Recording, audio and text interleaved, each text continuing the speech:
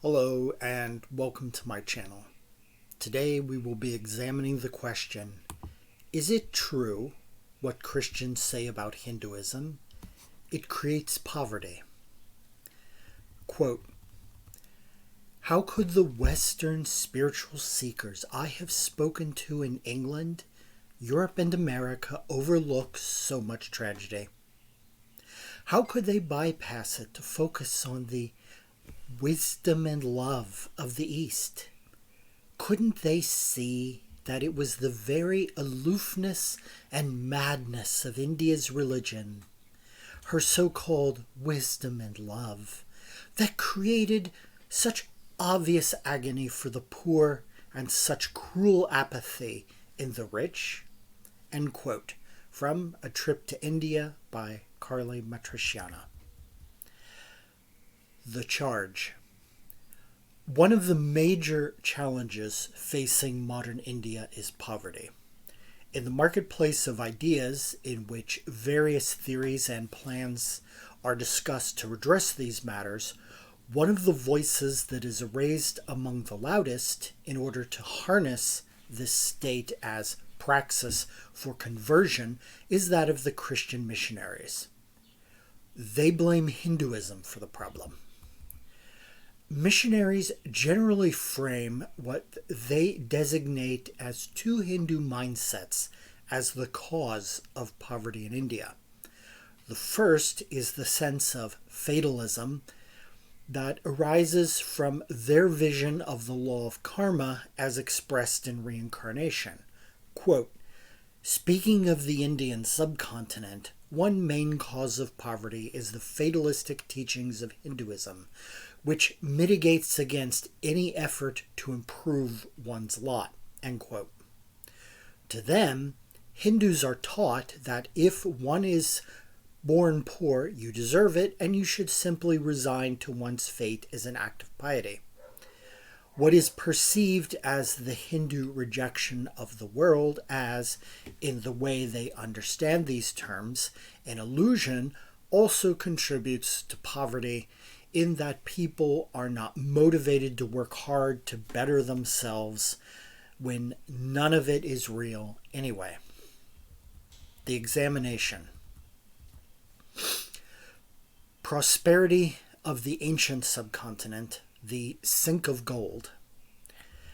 In reflecting upon these charges, it becomes clear that they are purely theoretical constructs based on interpretations of Hindu thought and culture from those outside of these social systems. There are no literary or archaeological sources which support this pessimistic interpretation. It is a polemical fabrication. Instead of stilted speculation, what do the actual sources and evidence indicate about the level of prosperity of life in the ancient subcontinent when it was dominated by Hindu thinking? There was an extensive trade network between the Mediterranean world with the south of the subcontinent. A sense of scope of this trade is found in a contemporary comment by Strabo, quote, at any rate, when Gallus was prefect of Egypt, I accompanied him and ascended the Nile as far as Sinai and the frontiers of the kingdom of Axum, Ethiopia. And I learned that as many as 120 vessels are sailing from Myos Hormos to the subcontinent, whereas formerly, under the Ptolemies, only a very few ventured to undertake the voyage and to carry out traffic in Indian merchandise. End quote. This trade continued for hundreds of years and was common enough to leave linguistic traces from Tamil words which entered Latin and Greek vocabularies. Greek was the main language in the East and of trade, such as kapsa, meaning cash or ready money, and zingiberis in Greek for ginger. Obviously, even our two samples reflect both the object and the means of exchange, indicating their mercantile origin. This trade was to the benefit of the Indian side of the equation, and made polities in the subcontinent very prosperous. Pliny the Elder complained about the drain of gold from the west to the subcontinent. Elsewhere he laments, quote, India, China, and the Arabian Peninsula take 100 million sesterces from our empire per annum at a conservative estimate. That is what our luxuries and women cost us.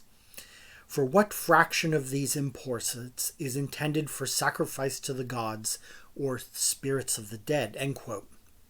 As late as the Middle Ages in Europe, India was still known as a sink of gold. The literary evidence is supported by archaeological evidence. Quote, the discovery of a large number of Roman coins in the subcontinent confirms the fact that there was a brisk trade between India and the Roman Empire. That also refers to the economic prosperity of India and the seagoing activities of her people. End quote. To have a full idea of the degree of prosperity that existed in the period before Islamic attacks and colonization, we should turn to economic statistics scholars have assembled about this era. In the 1st century AD, when the period of the most trade between Rome and the subcontinent began, the economic share of the subcontinent was 52.9% of the world's income. It would appear Pliny's anxiety was justified. This was the largest of the period. Until 1000 AD, India's share was 33% of the world's wealth, which was again the largest of any single area. The conclusion from the actual evidence is that the ancient subcontinent was prosperous and that there were periods when it held the wealthiest societies on the planet despite being Hindu. This should make it clear that the philosophies and the beliefs of the subcontinent are neither an active cause of poverty in themselves, nor are they a barrier to prosperity. The poets of the Rig Veda sing they wish to, quote, behold and enjoy the earth, unquote. It was the aggressive intervention of the Abrahamic faiths in the form of Islam and later Christianity that reduced her to her lowest state, not her indigenous belief systems. How did they affect the lands they occupied? Well, let's turn to one recent study within the last few years of this video. Quote, Britain ruled India for about 200 years, a period that was marred with extreme poverty and famine. India's wealth depleted in these 2 centuries. Renowned economist Utska Patnaik, who has done research on the fiscal relations between colonial India and Britain, has tried to answer a question many Indians are likely to be interested to know. How much money did Britishers take away from India? Patnaik, in her essay published in the Columbian University Press recently, 2018, said Britain drained out 45 trillion from India, which to date has hampered the country's ability to come out of poverty, end quote. That concludes this video. Thank you very much.